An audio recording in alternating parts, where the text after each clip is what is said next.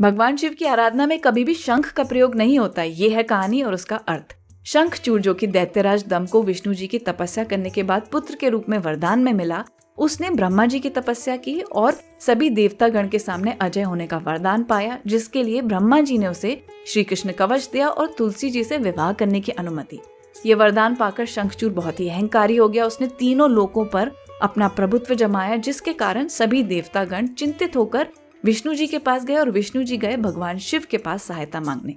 लेकिन श्री कृष्ण कवच और तुलसी जी के पतिव्रता आचरण के कारण भगवान शिव शंखचूड़ का कुछ कर नहीं पाए। इसके बाद विष्णु जी ने माया की सहायता से पहले एक ब्राह्मण का रूप धारण किया और दान में श्री कृष्ण कवच शंखचूड़ से ले लिया और फिर शंखचूड़ का ही रूप धारण करके तुलसी जी के पतिव्रता आचरण का भी हरण कर लिया। इसके बाद भगवान शिव ने शंखचूड़ का वध किया और ऐसा माना जाता है कि उसकी हड्डियों से ही शंख की उत्पत्ति हुई।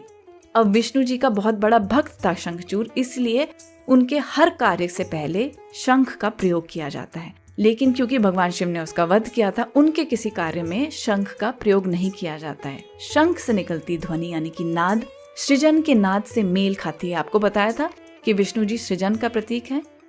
शिव के नाद का प्रतिनिधित्व कोई भी भौतिक वस्तु नहीं कर सकती है, इसलिए वहां पर शंख का प्रयोग नहीं होता है। मिलते हैं अगली बार।